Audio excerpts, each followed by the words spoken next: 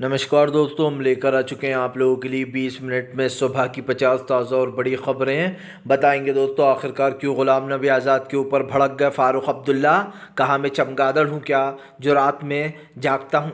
आखिरकार क्यों दोस्तों प्रधानमंत्री नरेंद्र मोदी के गढ़ में राहुल गांधी का जलवा। गुजरात में राहुल गांधी ने फूंक दिया चुनावी बिगुल, कर दिए दोस्तों वहाँ पर भी युवाओं से 5 वादे। क्यों आखिरकार दोस्तों पश्चिम बंगाल के जज बीजेपी में शामिल होने पर मचा है घमासान।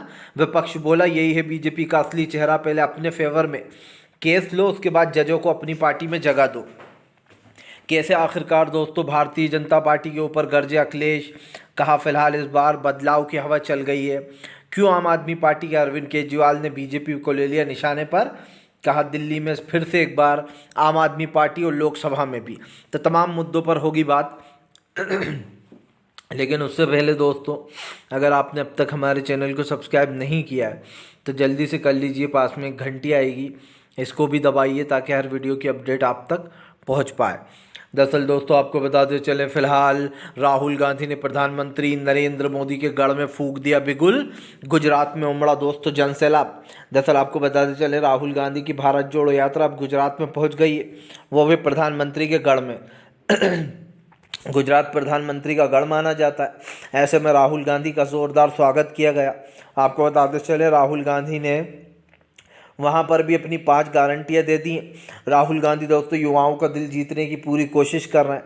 सबसे बड़ी बात यह है दोस्तों, इस बार जो ख़ास कर जो लोग एग्ज़ाम देते हैं या फिर जिनको पढ़ाई की टेंशन है, वो तमाम टेंशन कांग्रेस दूर कर रही है। इस वादों में कांग्रेस ने साफ कहा है कि वो जो वादे कर रही है वो निभाएगी। वो उतने ही वादे कर रही है दोस्तों जो निभा पा सकें। और यकीन मानिए दोस्तों हमें एक बार मौका देना चाहिए इंडिया गठबंधन को, क्योंकि ये एक नया विकल्प है, इसमें सभी लोग हैं और मुझे ऐसा लगता है कि इंडिया गठबंधन आने वाले समय में काम अच्छा करेगा। आपको बता दें चले दोस्तों, फिलहाल भारतीय जनता पार्टी के ऊपर जमकर गरजे अरविंद केजरीवाल। केजरीवाल बोले दिल्ली की जनता के लिए हमने सिर्फ काम किया है, लेकिन केंद्र सरकार ने हमारे कामों को रोका है। दरअसल दोस्तों अरविंद केजरीवाल का कहना है कि हमने हमेशा सत्ता में आने के बाद मैंने कभी भी अपने आप को सीएम नहीं समझा। उन्होंने कहा कि मैंने अपने आप को सिर्फ जनता का सेवक की तरह ही काम किया। केजरीवाल ने कहा कि मैं अपने आप को कभी सीएम नहीं समझता हूँ, मैं जनता के साथ मिलकर उनके बीच काम करता हूँ। अरविंद केजरीवाल ने कहा कि बीजेपी ने हमारे सर पे एलजी को लाकर बिठा दिया ताकि हमारे हर काम को रोका जा सके, लेकिन उसके बाद भी हमने तमाम काम किए। केजरीवाल ने कहा कि अब जिस तरीके से दिल्ली के लोगों ने हमें नगर निगम में और दिल्ली में बैठाया है, उसी तरीके से वो लोग हमें अब संसद में भी बैठाएंगे, खास करके दोस्तों लोकसभा में जिताकर। सीधी सी बात ये है दोस्तों कि इस बार इंडिया गठबंधन वर्सेस बीजेपी है। बीजेपी दोस्तों पूरी कोशिश कर रही है कि वो केजरीवाल को किसी भी तरीके से गिरफ्तार करवा दे। और यकीन मानिए अभी कोर्ट का जो फैसला आएगा वो मुझे ऐसा लगता है ईडी के पक्ष में होगा कि आपको सामने जाना ही पड़ेगा ईडी के सवालों का जवाब देने के लिए।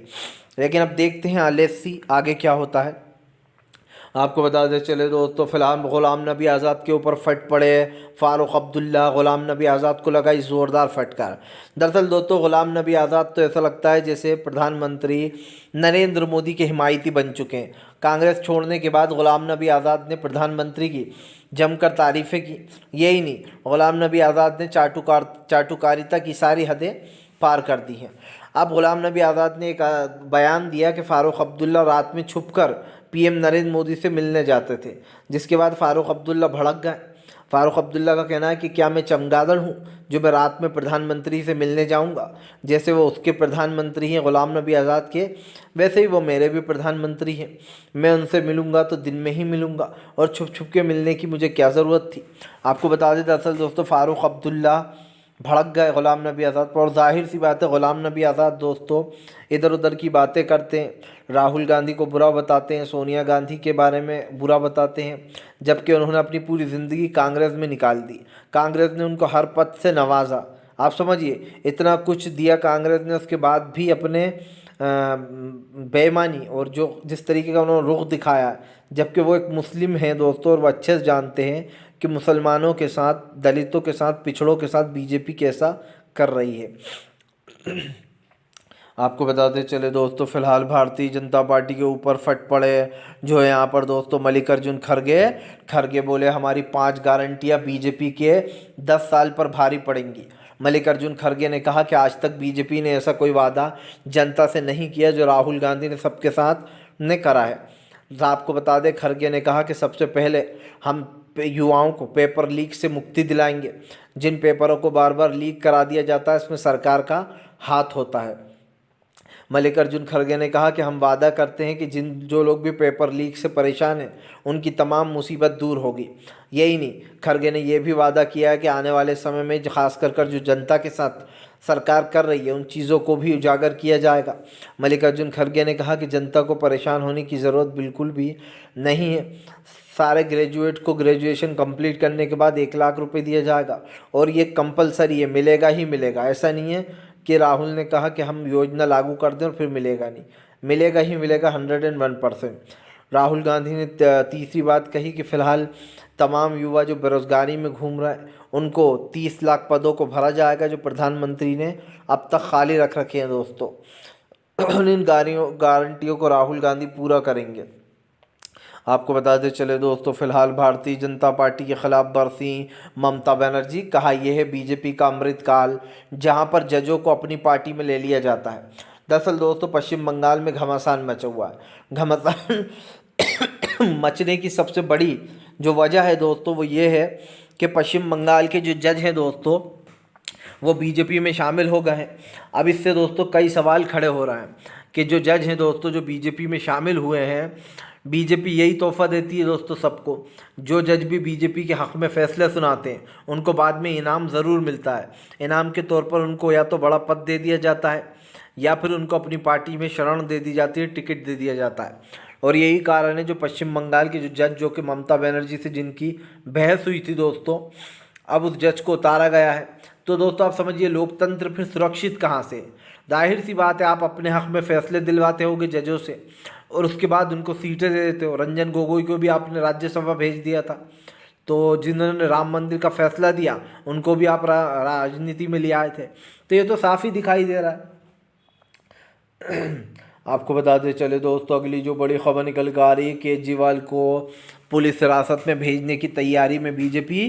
क्या ईडी के शिकंजे में अब अगला नंबर आ गया केजरीवाल का? अब आप सोचेंगे कि मैं ऐसी बात क्यों कर रहा हूँ।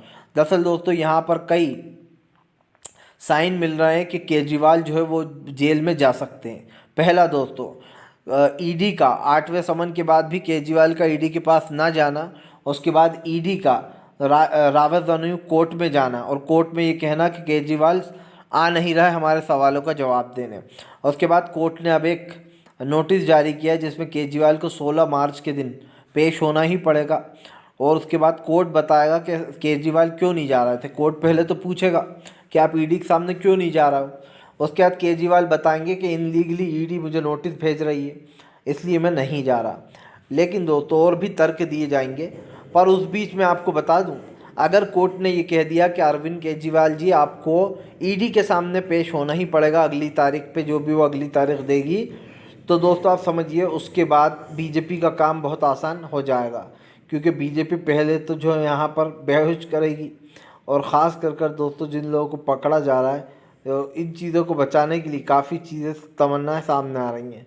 तो ये तो साफ हो चुका है कि फ़िलहाल अब इधर से उधर बीजेपी का होना और घूमना बंद होने वाला है, क्योंकि जनता समझ चुकी है क्या हो रहा है। आपको बताते चले दोस्तों, प्रधानमंत्री नरेंद्र मोदी कहीं पर भी जगह नहीं छोड़ते। दरअसल दोस्तों आपको बताते चले मौका था अवार्ड का, क्रिएटर अवार्ड में प्रधानमंत्री सबको अवार्ड दे रहे थे। उस दौरान प्रधानमंत्री ने विपक्ष को घेर लिया।